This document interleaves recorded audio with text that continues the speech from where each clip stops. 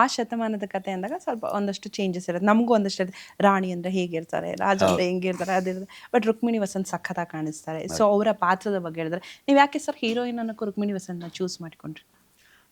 ಸಪ್ತಸಾಗರದ ಆಚೆ ನೋಡಿದಾಗ ನಾನು ಪ್ರಗತಿ ಇಬ್ಬರು ಪ್ರೀಮಿಯರ್ಗೆ ಹೋಗಿದ್ವಿ. ಆವಾಗ ಸಿನಿಮಾ ನೋಡ್ತಾ ಅವರು ಇದ್ದರು ಜೊತೆಗೆ. ಅವರು ಸಿನಿಮಾಗೂ ರಿಯಲ್ ಇದಕ್ಕೂ ಸ್ವಲ್ಪ ಡಿಫ್ರೆನ್ಸ್ ಇತ್ತು. ಅಂದರೆ ಸಿನಿಮಾಲ್ಲಿ ಒಂದು ಮಿಡ್ಲ್ ಕ್ಲಾಸ್ ಪಕ್ಕದ ಮನೆ ಹುಡುಗಿ ಥರದ ಒಂದು ಪಾತ್ರ ಮಾಡ್ತಿದ್ರು ಅವರು.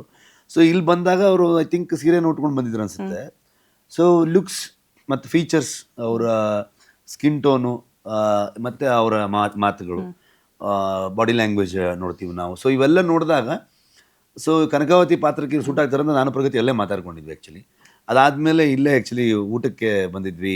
ರಕ್ಷಿತ್, ಹೇಮಂತ್ ಅವರು, ರುಕ್ಮಿಣಿ ಅವರು, ನಾನು ಪ್ರಗತಿನ ಕರೆದಿದ್ರಲ್ಲಿ ನಾವು ಹೋಗಿದ್ವಿ. ಸೊ ಎಲ್ಲ ಒಟ್ಟಿಗಿದ್ದಾಗ ಆವಾಗ ರಕ್ಷಿತ್ ಹತ್ರ ಹೇಳಿದ್ವಿ, ಅಂದರೆ ಈ ಒಂದು ಕ್ಯಾರೆಕ್ಟರ್ ಇದ್ದ ಮಗ, ಅದಕ್ಕೆ ಲೀಡ್ಗೆ ಅವ್ರನ್ನೇ ಯೋಚನೆ ಮಾಡ್ತಾ ಇದೀವಿ ಅಂತ.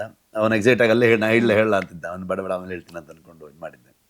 ಸೊ ಕನ್ನಡದ ಒಂದು ಪ್ರತಿಭಾನ್ವಿತ ಕಲಾವಿದೆ ಅವರು. ಸೊ ಆಮೇಲೆ ಜೊತೆಗೆ ಪಾತ್ರಗಳ ಲುಕ್ ಸೂಟ್ ಆಗೋದು ತುಂಬ ಇಂಪಾರ್ಟೆಂಟ್. ಟ್ಯಾಲೆಂಟೆಡ್ ತುಂಬ ಜನ ನಮ್ಮಲ್ಲೇ ಕಲಾವಿದರಿದ್ದಾರೆ. ಬಟ್ ಅವ್ರಿಗೆ ಲುಕ್ ನೋಡಿದ ತಕ್ಷಣ ಅವರು ಈ ಪಾತ್ರದಲ್ಲಿ ಸೂಟ್ ಆಗ್ತಾರೆ ಅನ್ನೋದೊಂದು ಜಜ್ಮೆಂಟ್ ಸಿಗೋದಕ್ಕೆಲ್ವ. ಸೊ ಆ ನಿಟ್ಟಲ್ಲಿ ಅವರು ಚೆನ್ನಾಗಿ ಜಸ್ಟಿಫೈ ಮಾಡಿದ್ದಾರೆ. ಸೊ ಆ ಕ್ಯಾರೆಕ್ಟರ್ಗೆ ಅವ್ರಿಗೂ ಅದು ಕಾಂಟ್ರಿಬ್ಯೂಟ್ ಮಾಡಿದೆ, ಅವರು ಸಿನಿಮಾ ಕಾಂಟ್ರಿಬ್ಯೂಟ್ ಮಾಡಿದ್ದಾರೆ.